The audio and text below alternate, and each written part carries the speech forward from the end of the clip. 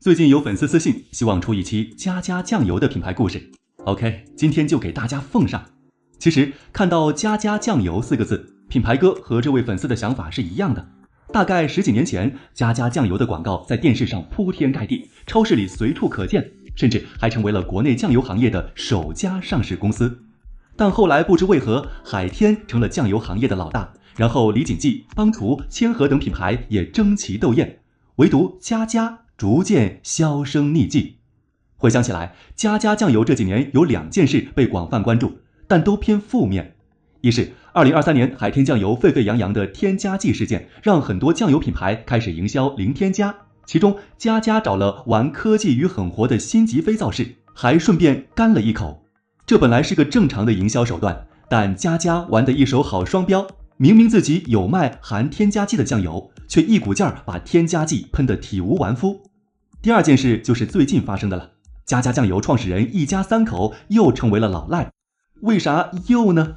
因为近3年半的时间，家家酱油的几位股东已经连续6次被列入失信被执行人名单了，其中仅创始人杨震被执行总金额就达到了13.6亿元。从曾经的酱油第一股到现在一家人成老赖，家家到底经历了什么？家家酱油的传奇还得从这位老赖创始人说起。杨震1962年出生于湖南宁乡的一个贫寒家庭，年少丧父，但作为家中最上进的孩子，他考上了益阳师范大学，并成为一名教师。平日里，杨震喜欢做饭，捣鼓各种美食。那个年代的酱油瓶子设计的不太科学，需要用尖锐的东西捅破瓶盖才能倒出酱油，很容易弄脏手。于是他产生了改进酱油瓶盖的想法。经过一段时间的研究，他发明了内部带易拉环的酱油瓶。如果你经常做饭，开启过酱油、醋或者食用油的瓶盖，应该知道是什么样的。即拧开瓶子外盖的时候，还有一个内盖，只需要拉开内盖易拉环即可打开。没错，这个被行业广泛使用至今的伟大发明就出自杨震之手。最初的时候，杨震想把自己的发明专利以50万的价格卖给湖南的酱油厂，但找寻了几个买家都嫌弃价格太高，拒绝了。杨震心想，既然如此，那我就自己办个酱油厂吧。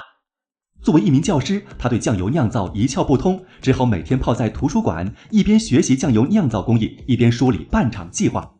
1996年，杨震辞去了教师工作，在宁乡创办了家家酱油厂。据杨震回忆，成立之初的家家酱油厂仅有3亩地，几10个工人，但他的野心很大，想要把家家做成高端品牌，而高端的体现就是价格。当时湖南市场上1瓶酱油只卖1块多钱，杨震直接把家家的价格定在了6.5元，遥遥领先于竞品。有一说一，97年的6块5真的很贵了，哪怕是现在，超市里也有大把定价10块以内的酱油。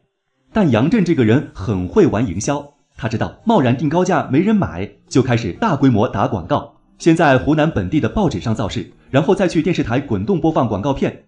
你们猜家家的广告内容是啥？说来有点滑稽，他重点宣传的是自己发明的瓶盖。广告词：一个酱油瓶盖突破100年历史。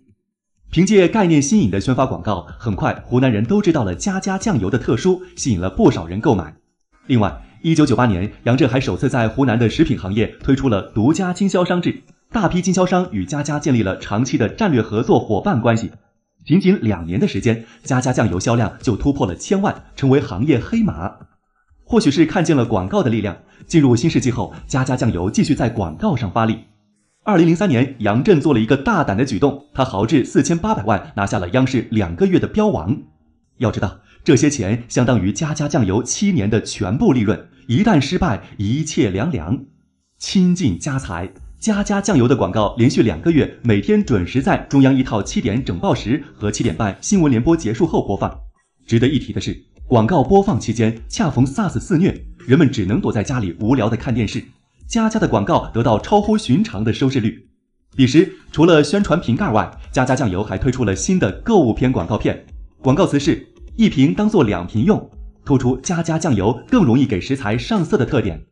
经此一役，家家的江湖地位确立，走出了湖南，走向全国，各大城市要求加盟的经销商电话如同潮水涌来。2004年，家家酱油营收达到5个亿。2年之后的2006年，太想进步的家家酱油再次开始了新一轮的广告营销。与以往不同，全新广告片改成了科普模式，因为他们经过调研，发现很多消费者不太懂酱油的使用常识，就在广告里重点宣传一句：炒菜用老抽，凉拌用生抽。大家可千万别小看这句广告词的威力，直接掀起了酱油行业的2次革命，各种细分领域的酱油也从那时开始被研发出来。然后2009年，家家酱油又造了很多个新概念，推出面条鲜、儿童酱油、妙味鲜、味极鲜等经典产品组合酱油，再次赢麻了。故事发展到这里，家家在酱油行业基本达到了顶峰。2012年，家家食品在 A 股顺利上市，成为了家喻户晓的中国酱油第一股，市值一度超100亿。而同一时间，海天才刚刚启动上市程序，千和还是四川眉山一个名不见经传的小品牌。OK， 总结下家家酱油的成功之路，首先是擅长营销打广告，其次是造了很多新概念引领行业，比如瓶盖、生抽、老抽的区别、面条鲜等等。那么为啥遥遥领先的家家酱油沦落到如今地步呢？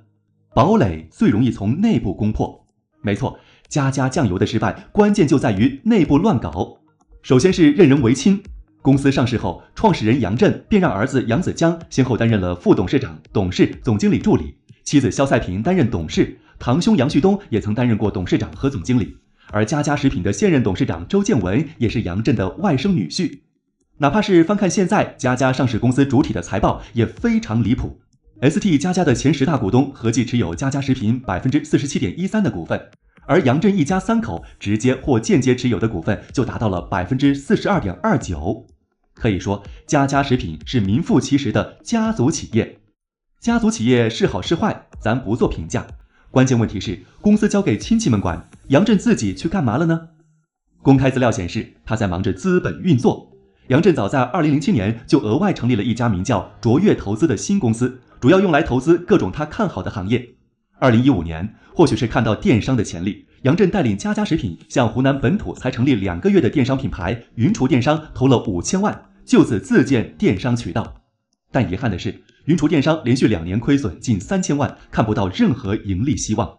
最终在2017年底，家家食品零元转让了云厨电商股权，几千万的投资打了水漂。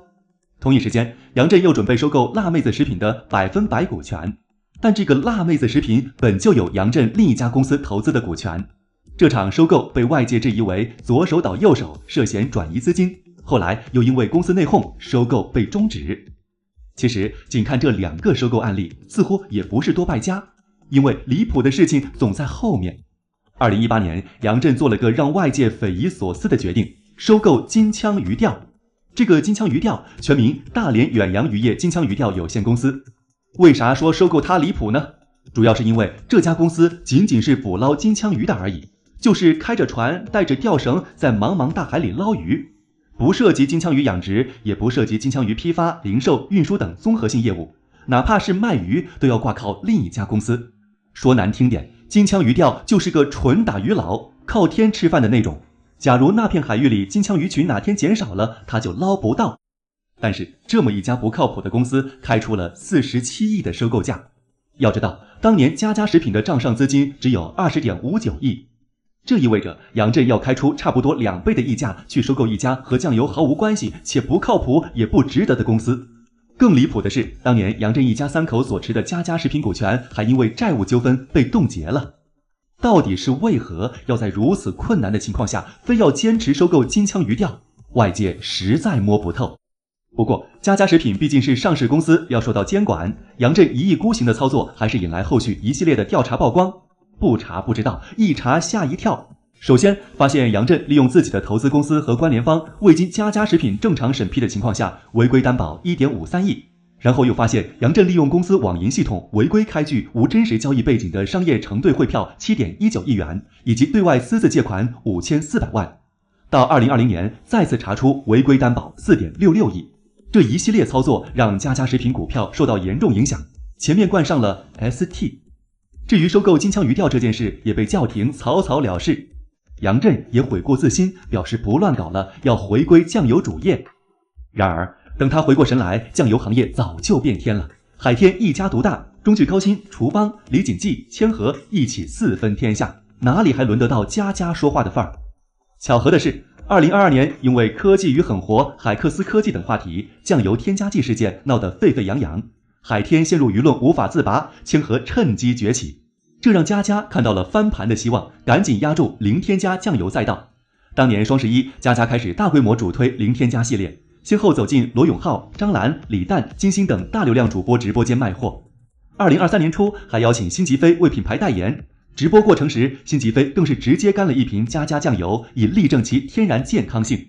但此番操作效果并未如意，一方面是佳佳布局零添加晚了清河一步，另一方面佳佳在宣传零添加时太过于激进，用争议人物代言，且在旗下大量产品使用添加剂同时又疯狂抨击添加剂，严重双标。如今的佳佳不但酱油业务没有起色，股东3番2次成为老赖，还被爆出2家味精代工厂全线停工停产。味精业务在佳佳食品中算是对收入贡献比较高的，去年营收 1.78 亿，占比 12.27%。这次代工厂停产无疑是雪上加霜。如果挺不过这次危机，老牌国货佳佳或许就要和大家说再见了。